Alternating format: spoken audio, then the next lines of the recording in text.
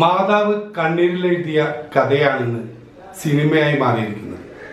നിറത്തിന്റെ പേരിൽ പല സ്ഥലങ്ങളിൽ നിന്നും അവഗണന കേൾക്കേണ്ടി വന്ന തൻഹ ഫാത്തിമയാണ് നിന്നോടൊപ്പമുള്ളത്.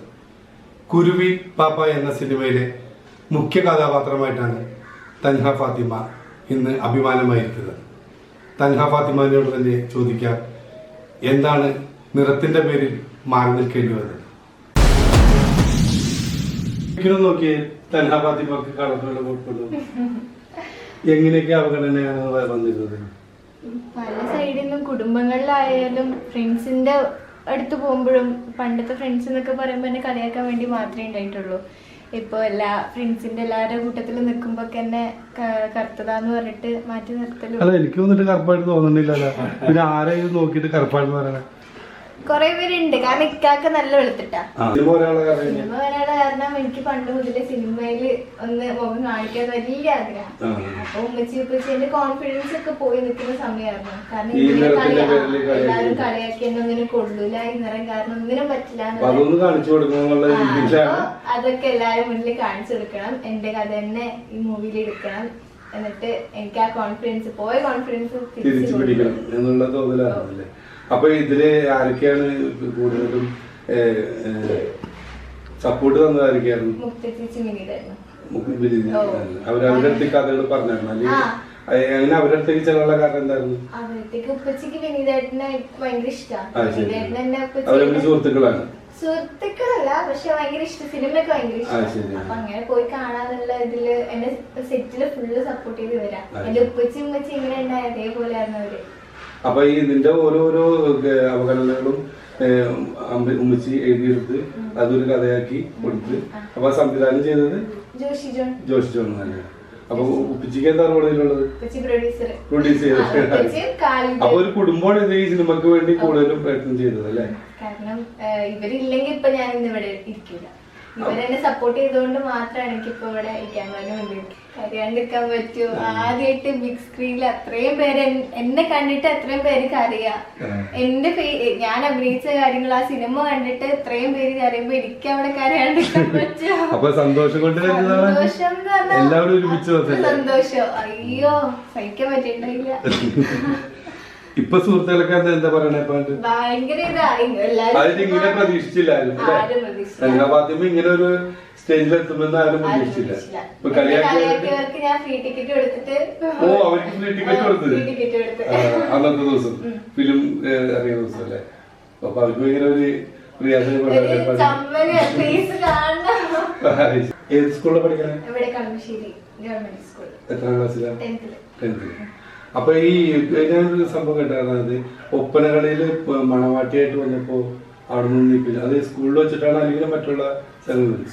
സ്കൂളിൽ മണവാട്ടിയായിട്ട് സെലക്ട് ചെയ്ത് വേഷമിട്ട് വന്നപ്പോ നിറത്തിന്റെ പേരിൽ മാറ്റി. കാരണം അത് അധ്യാപകരാണോ അല്ലെങ്കിൽ ടീച്ചർ? പണ്ടത്തെ സ്കൂളിലുണ്ടായ ടീച്ചർ. ഞങ്ങള് മലപ്പുറം ഉണ്ടായ സമയത്ത് അവിടെ വലിയ കാര്യം പോലെ പോയി ഇരുന്ന് മണവാട്ടിയായിട്ട് ഭയങ്കരമായിട്ട് ആഗ്രഹിച്ചു പോയിരുന്നതാ.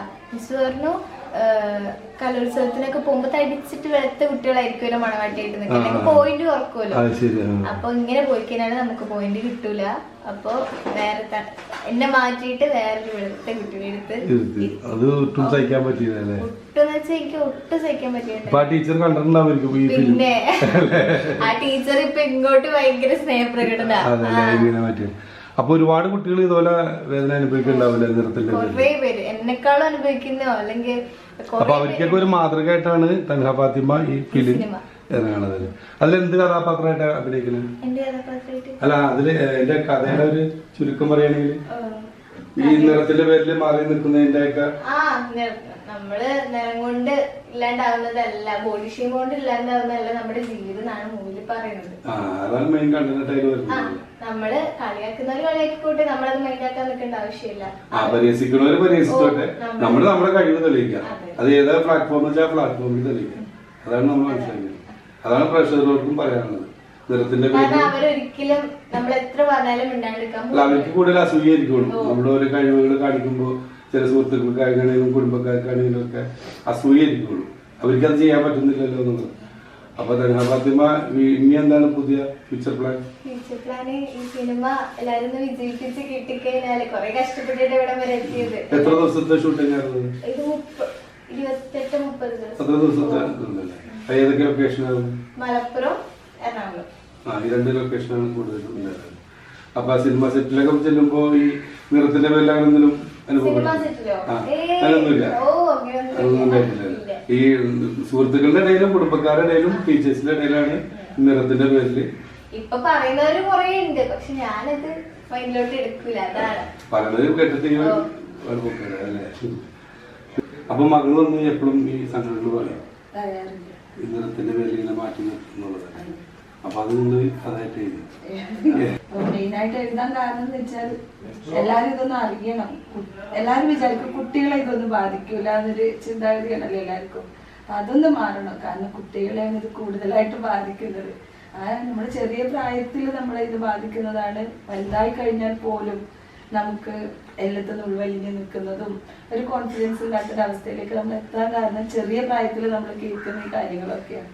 അത് എല്ലാരും ഒന്ന് അറിയിക്കണം എന്നുള്ളത് കൊണ്ടാണ് ഈ സിനിമ. അപ്പൊ ഏത് കുട്ടികളൊന്നും പറഞ്ഞാലും മാതാവ് അത് ഗൗരവത്തോടെ തന്നെ എടുക്കണം എന്നാണ് ഈ സമൂഹത്തോട് ഇപ്പൊ പറയാനുള്ളത്. അവരിൽ പല കഴിവുകളും ഉണ്ടാവും. അപ്പൊ അത് ഇതുപോലെ എഴുതി വെച്ച് ഒരു സിനിമയാക്കി കൊണ്ടുവന്നോളൂ. എല്ലാ മാതാപിതാക്കളും ശ്രദ്ധിക്കണം എന്നുള്ളതാണ് ഇതിന്റെ ഏറ്റവും വലിയൊരു മെസ്സേജ് അല്ലെ. ഇതിലിപ്പോ അഭിമാനിക്കുന്നുണ്ടോ പല കോളുകളും? പണ്ട് പരിഹസിച്ചവരൊക്കെ ഇന്നിപ്പോ പിന്നെ പ്രത്യേകിച്ച് പറയുന്നത് വെച്ചാൽ മോളുടെ അഭിനയത്തെ കുറിച്ച് ഒരുപാട് കോളുകൾ വന്നുകൊണ്ടിരിക്കുന്നുണ്ട്. അപ്പൊ അതെന്തായാലും ഞങ്ങളെ സംബന്ധിച്ച് വലിയൊരു കാര്യം. സന്തോഷമായിരിക്കും. എല്ലാരും ചിലപ്പോ നമ്മളെ ഇത്രയും ഇഷ്ടപ്പെട്ട ഇവിടെ ഒരുപാട് ഇഷ്ടമുള്ളവരൊക്കെ ആയിരിക്കും പറയും പുറത്തിറങ്ങുമ്പോ കളിക്കുമ്പോ പറയും വെയിലുള്ളല്ലേ ഇനി ഇല്ലേലും കളിക്കും. അപ്പൊ നമ്മുടെ മനസ്സിൽ ഇങ്ങനെ വരികയാണ്. അപ്പൊ ഈ ഒരു നിറം എന്ന് പറയുന്നത് അത് അത്ര മോശമാണ്. വെളുത്താൽ മാത്രമേ എന്തോ ഒരു സംഭവം. ഇഷ്ടപ്പെടാത്തവര് അപ്പൊ അവരെ തലമുടി പഠിക്കേണ്ടി വരും. പക്ഷേ മുടി നരച്ചാൽ അപ്പൊ പോയിട്ട് അപ്പൊ അവിടെ കറുപ്പ് ഇഷ്ടമുള്ളവർക്ക്. അപ്പൊ എനിക്ക് പറയാനുള്ളതാണ് ഈ കറുപ്പിനെ ഇഷ്ടപ്പെടാത്തവര് അവരെ തലമുടിയും ഷേവ് കളയാ, പിരിവോ ഷേവ് അങ്ങനെ മൊത്തത്തിലുള്ള വെളുത്തായിട്ട് ദൈവം കൂടെ ഉണ്ടെന്നുള്ള മനസ്സിലായത്. കാരണം അന്ന് തമിഴ്നാട് മുഖ്യമന്ത്രി അന്നത്തെ പന്നീർശെൽവം ഉണ്ടായിരുന്നു. മൂപ്പര് ഈ ഡാൻസ് മുഴുവനും കണ്ടിട്ട് കുരുവിപ്പാപ്പ ഇങ്കവാന്ന് വിളിച്ചു സിനിമന്റെ പേര്. കുരുവിനെ ഞാൻ ചെറുതിലെ വിളിക്കുന്നത്. അപ്പൊ കുരുവി ഞാൻ ചെറുതെ വിളിക്കുന്നത്. കുരുവിപ്പാപ്പ അവര് വിളിച്ചത് കുരുവി കുട്ടി എന്നുള്ളത്. തമിഴ്നാട് മുഖ്യമന്ത്രി കുരുവിപ്പാപ്പ എല്ലാം റിയലാണ്. പേര് വരെ റിയലാണ്. അപ്പൊ ഇതിനെ മനസ്സിലായത് ഞങ്ങൾ അനുഭവിച്ച ചെറുതല്ലേ. ഇപ്പം അപ്പോഴും ഞാൻ ഇവരെല്ലാം കൊണ്ടുപോകുമ്പേ ഓൻ പൈസ അവിടെ കൊടുക്കാണ്ട് ഇവിടെ കൊടുക്കാണ്ട് എന്നിട്ട് ഡാൻസും കൂത്തുമായിട്ട് നടക്കുക. ചില ആൾ സർക്കസ് കമ്പനി എന്നൊക്കെ പറയാം. ഞങ്ങൾ കളിയാക്കിയിട്ട്. കാരണം ജിംനാസ്റ്റിക് സാധനമാകുമ്പോൾ അങ്ങനത്തെ ടൂൾസ് ആണുള്ള ഡാൻസിലൊക്കെ. അപ്പൊ അങ്ങനെ കളിയാക്കിയിട്ടും പല കോലത്തിലും ഞങ്ങൾ നല്ല രീതിയിലാണ് ഇപ്പം ഞങ്ങൾ ഈ സിനിമ നടക്കുമ്പോൾ അനുഭവിച്ചുകൊണ്ടിരിക്കുന്നത്. കാരണം ഇപ്പൊ ഞങ്ങൾ സിനിമ ഇറങ്ങിയ ടൈം ഒന്നും ശരിയുള്ളതല്ല. ഇപ്പൊ ഞാൻ സന്തോഷത്തോടെ സംസാരിക്കേണ്ട ഒരു നിമിഷമായിരിക്കും. പക്ഷെ ഇപ്പൊ കയ്യും കാലം വിറച്ചിട്ട് പോയി. പടം നന്നായിട്ടുണ്ട്. അതുകൊണ്ടാണ് കൂടുതൽ സങ്കടം. പടം മോശമാണെങ്കിൽ നമുക്ക് ഇത്ര സങ്കടം. കുരുവിപ്പാപ്പയില് മുഖ്യ കഥാപാത്രമായി അഭിനയിച്ച തൻഹ ഫാത്തിമക്ക് ഏറ്റവും വലിയ ആഗ്രഹം മമ്മൂട്ടിയെ നേരിൽ കാണണം, ഒരു അഭിനന്ദനങ്ങൾ അറിയിക്കണം എന്നുള്ളതാണ് തൻഹ ഫാത്തിമയുടെ ഏറ്റവും വലിയ ആഗ്രഹം. പിന്നെ എല്ലാ മാതാപിതാക്കളും ഈ സിനിമ കണ്ടിരിക്കണം. അതായത് ഒരു വളർന്നു വരുമ്പോൾ ബാല്യകാലം, കൗമാരപ്രായം, ഈ കാലഘട്ടത്തിൽ ആ കുഞ്ഞുങ്ങളുടെ മനസ്സിൽ എന്താണെന്നുള്ളത് തൻഹ ഫാത്തിമ ഒരു സിനിമയിൽ കൂടി കാണിച്ചിരിക്കുകയാണ്. അപ്പോൾ നമ്മുടെ മക്കളെ ചേർത്ത് പിടിച്ചാൽ സമൂഹത്തിൻ്റെ മുന്നിലും ലോകത്തിൻ്റെ മുന്നിലും മാതാപിതാക്കൾക്ക് തുണയായിട്ട് തന്നെ അവരുണ്ടാകും.